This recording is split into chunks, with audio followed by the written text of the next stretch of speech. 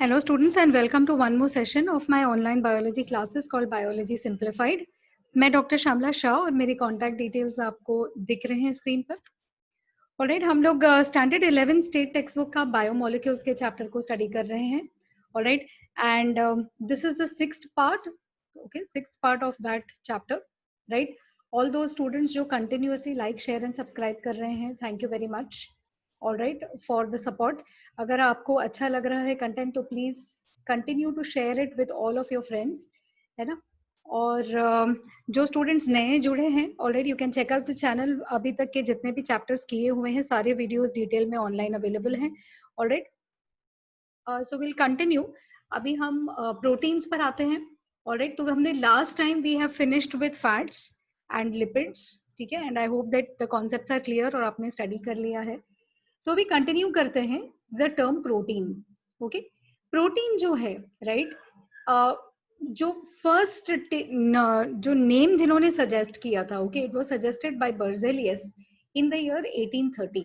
Okay, और उसके बाद मल्डर ने इस टर्म को यूज किया, ऑलराइट, प्रोटीन टर्म को. और उसका मतलब उन्होंने क्या निकाला कि कोई भी कॉम्प्लेक्स, ओके, कॉम्प्लेक्स स्ट्रक्चर में जो थोड़ा सा कॉम्प्लिकेटेड हो, कॉम्प्लेक्स ऑर्गेनिक सब्सटेंस हो, ओके, कॉम्प्लेक्स हो, ऑर्गेनिक हो, और उसमें नाइट्रोजन कंटेनिंग सब्सटेंस हो. ठीक है, so complex organic nitrogen containing substance का नाम, ऑलराइट, हमें प्रोटीन रखना चाहिए, ऐसे मल्डर ने सजेशन किया. ऑफ कोर्स इसको थोड़ा सा मॉडिफिकेशंस अभी है. ये जो पर्टिकुलर टर्म्स हैं वो they are of historical importance. Okay, अभी हमें पता है कि complex organic nitrogen containing substances में आपके डीएनए आरएनए वगैरह भी आ जाते हैं. सो ये 100% उसको सूट नहीं करता है, बट जस्ट दैट ये जो सजेशंस थे ये उस टाइम पर इंपॉर्टेंट थे, तो आपको उसको नोट करना है. करेक्ट. प्रोटीन्स जो हैं ये सारी तरीके के सेल्स में दिखाई देता है, whether it is a plant और एन एनिमल, ओके, फंगस है, यहाँ तक कि वायरसेस में भी प्रोटीन्स जो हैं वो पाए जाते हैं. So obviously is a very important molecule है from the point of view of cell. Correct है. ओके, अब इसका कैरेक्टरिस्टिक देख लेते हैं. कैरेक्टरिस्टिक्स में प्रोटीन्स जो हैं ये काफी लार्ज मॉलिक्यूल्स हैं, बड़े हैं. ओके, साइज में बड़े हैं, मॉलिक्यूलर वेट भी इनका बड़ा है, हेवी मॉलिक्यूल्स हैं. अब प्रोटीन्स जो हैं ये होते हैं पॉलीपेप्टाइड्स. करेक्ट है. तो अभी हमको पता है कि पॉलीमर है तो उसका कोई मोनोमेरिक यूनिट भी होना चाहिए. तो प्रोटीन का मोनोमेरिक यूनिट क्या है? प्रोटीन का जो मोनोमेरिक यूनिट है वो है amino acid. Okay, so protein का मोनोमेरिक यूनिट हो गया अमाइनो एसिड. मतलब बहुत सारे अमाइनो एसिड्स जो हैं जब ये आपस में बॉन्डिंग बनाते हैं तो हमें एक प्रोटीन का मॉलिक्यूल मिलता है. करेक्ट है. अब कितने अमाइनो एसिड्स हो सकते हैं? 100 से लेकर के 3000 तक के जो मॉलिक्यूल्स हैं, ओके, वो हो सकते हैं. Correct. So you can have 100 amino acids जोड़ के भी मैं एक प्रोटीन बना सकती हूँ, या तो फिर 1000, 2000, 3000 तक के अमाइनो एसिड्स. तो आप अंदाजा लगा सकते हैं कि कितने बड़े और कितने कॉम्प्लिकेटेड स्ट्रक्चर हो जाएंगे ये प्रोटीन्स के. राइट. जैसे मैंने पहले भी बताया था, प्रोटीन का मॉलिक्यूलर वेट भी बहुत हाई रहता है. राइट. अब प्रोटीन में अमाइनो एसिड्स जो हैं इनकी लिंकिंग जो की जाती है, जो बॉन्ड बनाया जाता है दो अमाइनो एसिड के बीच में, इस बॉन्ड का नाम है पेप्टाइड बॉन्ड. है ना, क्या नाम है? द बॉन्ड का नेम है पेप्टाइड बॉन्ड. और ये पेप्टाइड बॉन्ड जो है ना, ये कार्बोक्सिल ग्रुप को ज्वाइन करता है, एक अमाइनो एसिड के कार्बोक्सिल ग्रुप को, ओके, दूसरे अमाइनो एसिड के अमाइनो ग्रुप से ज्वाइन करता है. ओके, सो यहाँ पे इन्होंने आपको स्ट्रक्चरली इस चीज को नहीं समझाया गया है, राइट, क्योंकि आपको बॉन्ड अंडरस्टैंडिंग ही सिर्फ है. You don't have structure of the bond is not there. Textbook में आपसे एक्सपेक्टेशन नहीं है. तो आपको क्या रखना है, याद रखना है कि अमाइनो एसिड जो है, ओके, इसके दो फंक्शनल ग्रुप्स है, एक अमाइन ग्रुप है और एक कार्बोक्सिलिक एसिड ग्रुप है. तो जब भी आप दो अमाइनो एसिड्स को कनेक्ट करते हैं तो एक अमाइनो एसिड का carboxyl group second amino acid के अमाइनो ग्रुप के साथ में बॉन्ड बनाता है. ओके, और वो बॉन्ड होता है पेप्टाइड बॉन्ड. करेक्ट. ऐसे बहुत सारे, जैसे जैसे आगे आगे आगे चेन बढ़ता रहेगा अमाइनो एसिड्स का, वैसे वैसे सिमिलर लाइंस पे बॉन्ड जो है वो बनता रहेगा. इसीलिए प्रोटीन को हम पॉलीपेप्टाइड भी बोलते हैं. राइट. एक प्रोटीन मॉलिक्यूल में बहुत सारे अलग अलग पॉलीपेप्टाइड के चेन्स हो सकते हैं। अभी ये देखिए, ये नेक्स्ट लेवल है। जैसे आपने एक चेन बना ली, समझिए 100 अमाइनो एसिड्स की, ओके, तो या तो वो 100 अमाइनो एसिड्स खुद एक कंप्लीट प्रोटीन बना लेंगे, सिंपल प्रोटीन अगर होगा। लेकिन अगर प्रोटीन कॉम्प्लेक्स है, जैसे हमारा हेमोग्लोबिन का मॉलिक्यूल है, करेक्ट है, तो उसमें सिर्फ एक पॉलीपेप्टाइड चेन से काम नहीं बनता है, फिर हमको मल्टीपल पॉलीपेप्टाइड चेन्स बनाने पड़ते हैं, और जब वो आपस में जुड़ेंगे चेन्स, तब जाके आपका एक पूरा कंप्लीट कॉम्प्लेक्स प्रोटीन जो है वो तैयार होगा। करेक्ट है। तो कैसे समझना है इसको, कि कुछ प्रोटीन्स जो हैं वो सिंपल हैं रिलेटिवली, और वो एक ही लंबे पॉलीपेप्टाइड चेन को अगर हम बना लें और फिर उसको ट्विस्ट कर लें, थोड़ा सा उसको शेप दे दें, तो वो प्रोटीन अपने आप में बन जाता है। करेक्ट है।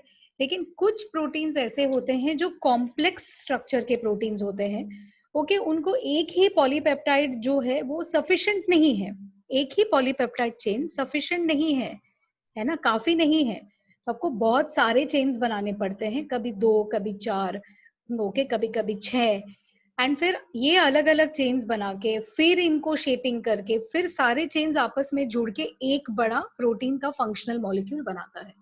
करेक्ट है। तो आपको ये समझ में आ जाएगा अभी कि प्रोटीन का स्ट्रक्चर कितना कॉम्प्लिकेटेड है और कितने अलग अलग तरीके से इसको बनाया जा सकता है ना। तो इन कंपैरिजन टू फैट्स और कार्बोहाइड्रेट्स, प्रोटीन्स जो हैं इनमें कॉम्प्लिकेटेड स्ट्रक्चर्स बनाने का स्कोप है, राइट। अब प्रोटीन के अंदर कई सारे या सारे के सारे 20 जो नेचुरली अकरिंग अमाइनो एसिड्स हैं, ओके, तो कुछ अमाइनो एसिड्स ऐसे हैं जो नेचुरली नेचर ने बनाए हैं, जो हमको खाने पीने से, या तो फिर कुछ जो सेल्स हैं ये खुद ही अमाइनो एसिड बना भी लेते हैं, ओके। तो हम बोलते हैं 20 जो नेचुरली अकरिंग अमाइनो एसिड्स हैं वो सारे यूज कर सकता है एक प्रोटीन बनने में सेल, ठीक है, या तो फिर उसमें से कुछ कुछ ही सिर्फ यूज करके वो प्रोटीन बना सकता है। So see there is lot of variation, है ना, लॉट्स ऑफ वेरिएशंस है। टाइप ऑफ अमाइनो एसिड में भी वेरिएशन है, नंबर ऑफ अमाइनो एसिड में भी वेरिएशंस है, नंबर ऑफ पॉलीपेप्टाइड्स जो आप यूज कर सकते हैं उसमें भी वेरिएशन है, ओके। तो ऐसे कई सारे जोड़ तोड़ लगा के अलग अलग प्रोटीन मॉलिक्यूल्स को, ओके, सेल बनाता और ब्रेक करता है, राइट, ओके। अब ये जो लीनियर सीक्वेंस है, ओके, इसको मैं थोड़ा सा एनलार्ज कर देती हूँ। लीनियर सीक्वेंस मतलब क्या, मैंने अमाइनो एसिड्स लिए, एक लाइन से मैंने उनको जोड़ दिया, है ना, तो बहुत एक लंबा सा चेन या एक माला जैसा स्ट्रक्चर बन जाएगा, ओके। तो वो लीनियर सीक्वेंस जो मैं बनाती हूँ सबसे पहले, है ना, of a polypeptide chain of a protein, okay, वो लीनियर सीक्वेंस को हम क्या बोलते हैं, हम उसको नाम देते हैं प्राइमरी स्ट्रक्चर। सो मैंने बहुत सारे अमाइनो एसिड्स ले लिए, उनको एक के पीछे एक पेप्टाइड बॉन्ड से मैंने लगा दिया, मेरे पास एक लंबा पॉलीपेप्टाइड चेन हो गया, ओके। तो ये पहला पार्ट मैंने स्ट्रक्चर का प्रोटीन के तैयार कर लिया, तो ये फर्स्ट स्टेज स्ट्रक्चर को हमने क्या नाम दे दिया, primary structure, okay. So we call it the primary structure. फिर फंक्शनल, अभी प्राइमरी स्ट्रक्चर आपने बना लिया जो एक लंबा माला के जैसे या रिबन के जैसा स्ट्रक्चर हो गया, लेकिन क्या ये प्रोटीन का काम करेगा, नहीं करेगा, ओके। ये आपको अंडरस्टैंड करना है प्रोटीन स्ट्रक्चर में। ये बहुत इंपॉर्टेंट है कि आप अंडरस्टैंड करें दैट सिर्फ आपने अमाइनो एसिड्स को कनेक्ट कर दिया with the help of bond, और आपको एक लाइन से सारे अमाइनो एसिड्स खड़े होके मिल गए, तो आपको फंक्शनल प्रोटीन अभी भी नहीं मिला है। आपको क्या मिला है, आपको सिर्फ और सिर्फ प्राइमरी स्ट्रक्चर मिला है। अब उसको फंक्शनल करने के लिए आपको कई सारे और स्ट्रक्चरल मॉडिफिकेशंस करने पड़ेंगे, करेक्ट है। तो इसको फंक्शनल बनाने के लिए आपको उसको फ्लैट नहीं बनाना है, आपको उसको 3 डायमेंशनल बनाना है, ओके। तो फंक्शनल प्रोटीन का किस तरीके का शेप होता है, 3 डायमेंशनल कॉन्फॉर्मेशन। कॉन्फॉर्मेशन मतलब लूजली स्ट्रक्चर, ओके, स्ट्रक्चर या शेप को हमने नाम दिया है कॉन्फॉर्मेशन। सो फंक्शनल प्रोटीन में किस तरीके का कॉन्फॉर्मेशन होना चाहिए students, it should be 3 dimensional, correct है।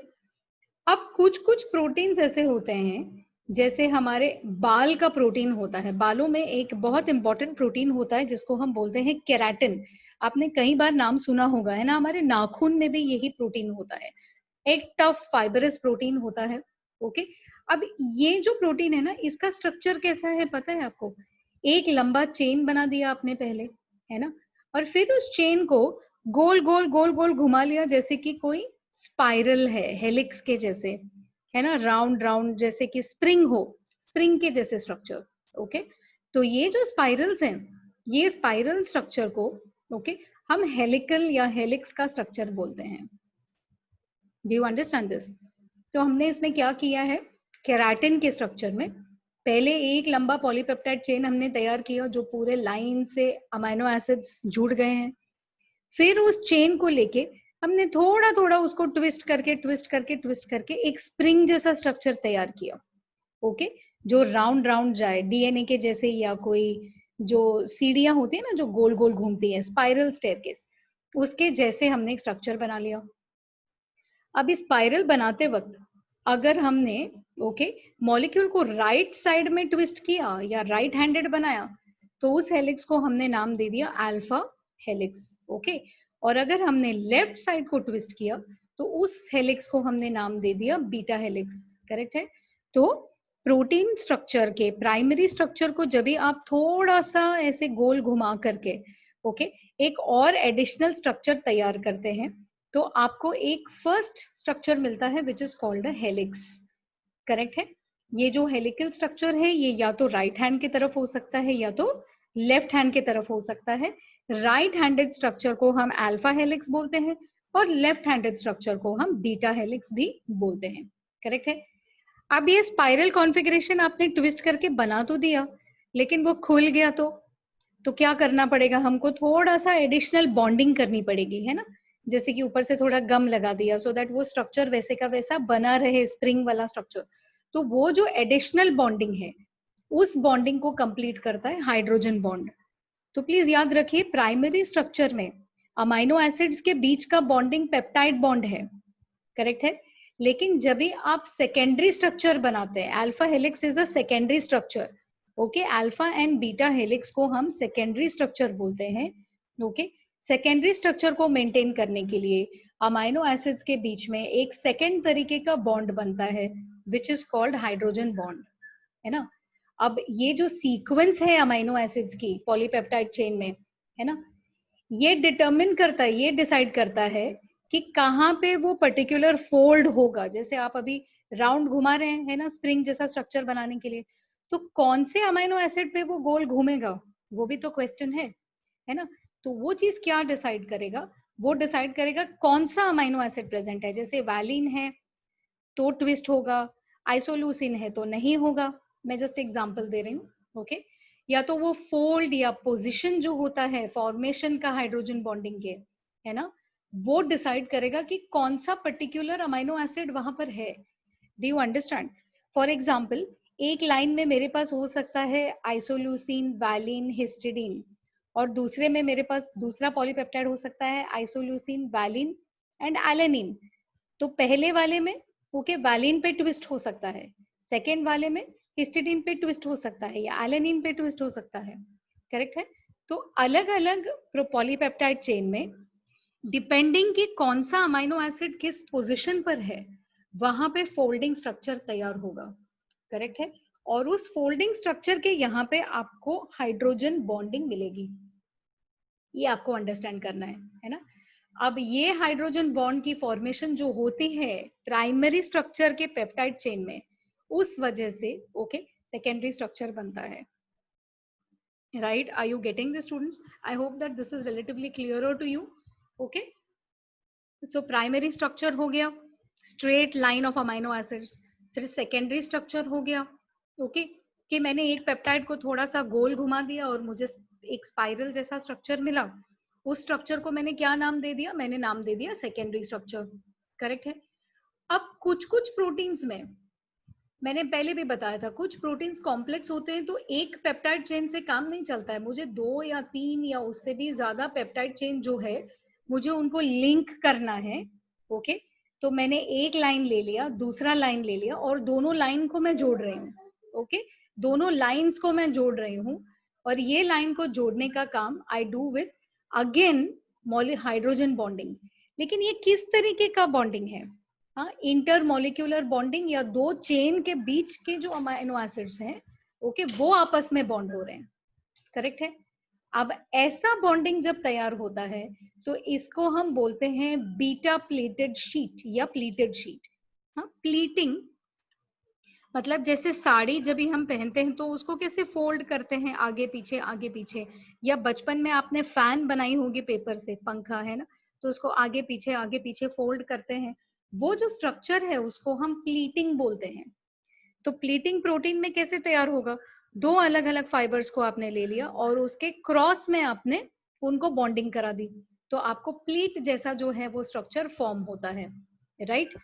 ऐसा स्ट्रक्चर जो बीटा प्लीटिंग स्ट्रक्चर है, ये भी एक तरीके का सेकेंडरी स्ट्रक्चर है, करेक्ट।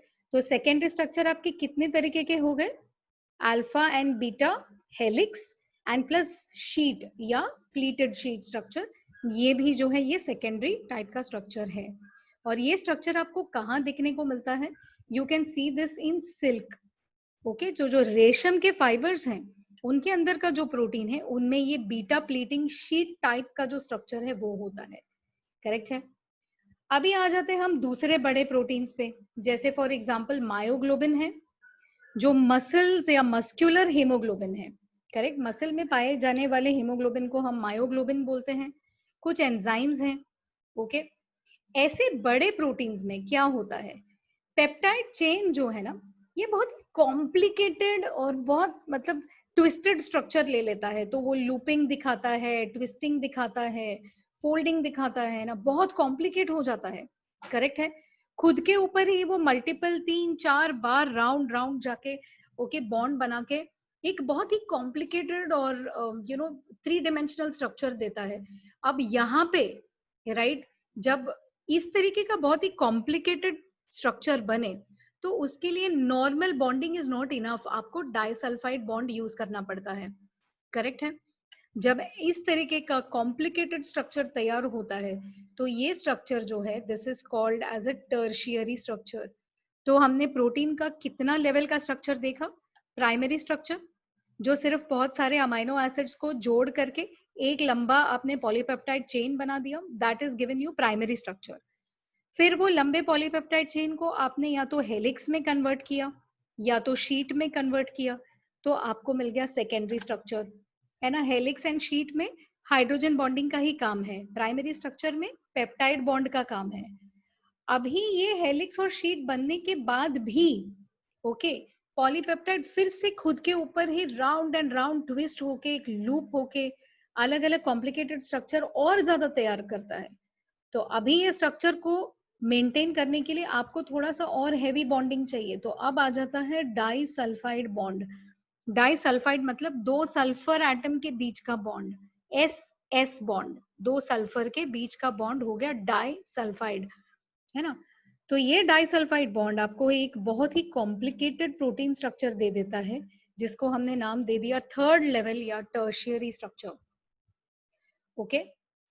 उससे भी आगे, करेक्ट, अगर आपको 3 या 4 अलग अलग पॉलीपेप्टाइड्स को जोड़ करके एक मॉलिक्यूल बनाना है, तो जब अलग अलग पॉलीपेप्टाइड के यूनिट्स ओके एक दूसरे के साथ में कंबाइन करके बॉन्डिंग बना के फिर एक कंप्लीट प्रोटीन देते हैं, तो इस स्ट्रक्चर को हम लोग नाम दे देते हैं क्वाटरनरी स्ट्रक्चर, करेक्ट है।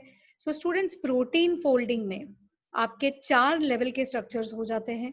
Primary structure only amino acid से बनता है with a polypeptide bond. Secondary structure polypeptide chain को ट्विस्ट करके हेलिक्स और beta pleated sheet, again hydrogen bond से। फिर जब ये शीट या अल्फा हेलिक्स अपने ऊपर ही फोल्ड करके तीसरे लेवल का कॉम्प्लिकेटेड स्ट्रक्चर बनाता है यूजिंग डाइसल्फाइड बॉन्ड, तो उसको हम बोलते हैं टर्शियरी। और जब बहुत सारे टर्शियरी फोल्डेड पॉलीपेप्टाइड्स आपस में आके एक कंप्लीट प्रोटीन मॉलिक्यूल देते हैं, तो वो लेवल का स्ट्रक्चर हो गया क्वाटरनरी स्ट्रक्चर, ओके। तो प्रोटीन्स जो हैं अभी आपको समझ में आ गया होगा कि काफी कॉम्प्लिकेटेड और बहुत सारे अलग अलग शेप्स आप तैयार कर सकते हैं, है ना। अगर मैं आपको एक बहुत मतलब सिंपल एग्जांपल दूं, जैसे आपके पास एक कागज का टुकड़ा है, ओके। अभी वो कागज के टुकड़े को आपने अपने हाथ में लेके बस ऐसे ही रैंडमली उसका एक बॉल बना दिया, ऐसे क्रश करके, करेक्ट है। फिर आप दूसरा एक कागज ले लो, वापस से आप उसको क्रश करो। जब भी आप उस दो बॉल्स को ऑब्जर्व करेंगे, आपको दिखेगा कि दोनों अलग अलग तरीके से फोल्ड हुए हैं। दोनों का एक्चुअली 3 डायमेंशनल शेप जरा सा ही सही, लेकिन आपस से अलग अलग है। सेम थिंग प्रोटीन स्ट्रक्चर में होता है। करेक्ट है। अगर मैंने एक अमाइनो एसिड एक क्रूशियल जगह पे चेंज किया, तो वो प्रोटीन का स्ट्रक्चर दूसरे प्रोटीन के स्ट्रक्चर से अलग हो जाता है। और ऐसे करते करते हमारा बॉडी, ओके, या बायोलॉजिकल सेल्स लाखों अलग अलग प्रोटीन्स जो है तैयार करते हैं, सेम 20-25 अमाइनो एसिड्स को यूज कर करके। करेक्ट है। तो इट्स अ वेरी कॉम्प्लिकेटेड और बहुत ही सुपर्ब एग्जांपल है डिजाइनिंग का। ठीक है। प्रोटीन्स जो होते हैं ना, ये बहुत रिएक्टिव होते हैं। बिहेवियर जो है उनका, काम जो है सेल में बहुत स्पेसिफिक है। स्पेसिफिक मतलब अगर एक प्रोटीन एक काम करता है तो उसका काम कोई और नहीं कर सकता, है ना। तो अगर एक प्रोटीन है जो ट्रांसपोर्ट करता है पर्टिकुलर आयन को सेल के अंदर, तो हमेशा वही प्रोटीन वही स्ट्रक्चर चाहिए, है ना। आप उसको सब्स्टिट्यूट नहीं कर सकते हो, उनका काम बड़ा ही स्पेसिफिक काम है, राइट। प्रोटीन्स एम्फोटेरिक है नेचर में। देखिए ये एक नया वर्ड है, एम्फोटेरिक। ऐसे कंपाउंड्स हैं, ओके, जिनके अंदर एसिड होने का भी कैरेक्टरिस्टिक है और बेस होने का भी कैरेक्टरिस्टिक है। ओके, मतलब ये एसिडिक और अल्कलाइन दोनों काम कर सकता है। प्रोटीन का जो फंक्शनिंग है, जो बिहेवियर है, ओके, वो पीएच पे डिपेंडेंट है। तो अगर सेल का पीएच या एसिडिटी चेंज हो जाता है, सपोज 7 है और 7 से वो 7.8, 7.9 या तो फिर 6.8, 6.5 हो जाए, है ना, तो प्रोटीन का काम जो है वो चेंज होगा और वो शायद उतने अच्छे से काम नहीं कर पाएगा। सो हर प्रोटीन का एक स्पेसिफिक पीएच है जिसपे वो मैक्सिमली काम करता है। ओके, जैसे अमाइनो एसिड्स होते हैं, प्रोटीन्स भी, ओके, अपने आइसो इलेक्ट्रिक पॉइंट पे वो डाइपोलैरिटी दिखाते हैं। मतलब क्या है इस चीज का, ओके, एक पर्टिकुलर पीएच ऐसा आता है सेल में, जब भी प्रोटीन में, मैंने पहले भी बताया था ना, प्रोटीन्स में बिकॉज वो अमाइनो एसिड से बनता है, तो अमाइनो एसिड में बेसिक ग्रुप भी है और एसिडिक ग्रुप भी है, राइट ना। तो एक एंड पे अमाइनो ग्रुप है, एक एंड पे सीओएच ग्रुप है। जैसे जैसे मैं पीएच चेंज करूंगी, ये दोनों जो हैं ग्रुप्स, ये आयनाइज होंगे, राइट। तो व्हेन दे आयनाइज, क्या होगा, कार्बोक्सिल ग्रुप जो है, कार्बोक्सिलिक एसिड ग्रुप, COOH से चेंज होके COO माइनस हो जाएगा। एंड NH2 ग्रुप जो है वो NH3 प्लस हो जाएगा। इसको बोलते हैं आयनाइज्ड फॉर्म। तो एक पर्टिकुलर पीएच ऐसा आएगा जब NH भी NH3 प्लस फॉर्म में होगा, एक ही प्रोटीन का, और उसका COOH COO माइनस फॉर्म में होगा। इसको बोलते हैं 100% ionised form, complete ionised form. Correct है। और ये डाइपोलर है क्योंकि एक साइड पे पॉजिटिव एक साइड पे नेगेटिव होगा, है ना, एक ही प्रोटीन पे। जिस पीएच पे ये स्ट्रक्चर आएगा कि प्रोटीन पे पॉजिटिव भी चार्ज है और नेगेटिव भी चार्ज है, ऐसे पीएच वैल्यू को हम बोलते हैं iso electric point. Okay, iso electric point वो पीएच है या वो पीएच वैल्यू है जब प्रोटीन्स पे पॉजिटिव चार्ज भी होगा, नेगेटिव चार्ज भी होगा। करेक्ट है। और ऐसे टाइम पे total positive charge plus total negative charge का सम वैल्यू जो होगा वो 0 हो जाएगा, और इसीलिए हम बोलते हैं आइसो इलेक्ट्रिक पॉइंट पे प्रोटीन के ऊपर total amount of charge is 0। Correct है। ये एक इंपॉर्टेंट कॉन्सेप्ट है। ऑलराइट, इसको आप समझ लीजिए। ठीक है। जो आयोनिक ग्रुप्स हैं प्रोटीन के, है ना, जो आयोनिक ग्रुप्स हैं प्रोटीन के, इनका जो कंट्रीब्यूशन है, right, that comes from the polyvalent amino acid chain. Polyvalent मतलब जिसकी बहुत सारी वैलेंसीज हैं, राइट। प्रोटीन में बेसिक अमाइनो एसिड्स अगर ज्यादा रहेंगे, जैसे फॉर एग्जांपल लाइसिन है, आर्जिनिन है, ओके, ये थोड़ा बेसिक नेचर ज्यादा दिखाते हैं, इनमें अमाइनो ग्रुप्स जो है ज्यादा स्ट्रॉन्ग है, ओके, ज्यादा है, तो ये कटायन के जैसे एग्जिस्ट करेगा। और ये हमारे नॉर्मल पीएच पे, हमारा नॉर्मल फिजियोलॉजिकल पीएच जो है ये 7.4 का वैल्यू रखता है, तो ये नॉर्मल पीएच के वक्त it will behave like a alkali और अ बेस। ऐसे प्रोटीन्स को हम बेसिक प्रोटीन्स बोलते हैं। करेक्ट है। फॉर एग्जाम्पल, डीएनए के साथ में क्रोमोसोम्स में एसोसिएटेड एक प्रोटीन होता है जिसका नाम है हिस्टोन, है ना, न्यूक्लियो प्रोटीन मतलब विथ न्यूक्लिक एसिड। ये प्रोटीन जो है बेसिक प्रोटीन का एग्जाम्पल है, इसको कहीं पे प्लीज याद कर लीजिएगा।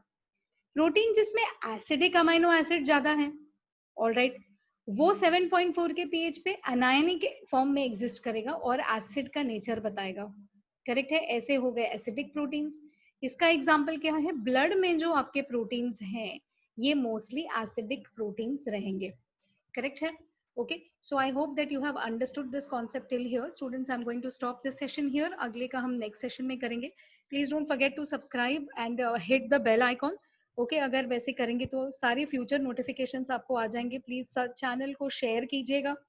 जो स्टूडेंट्स मुझे लगातार कांटेक्ट कर रहे हैं, कॉल कर रहे हैं, थैंक यू वेरी मच।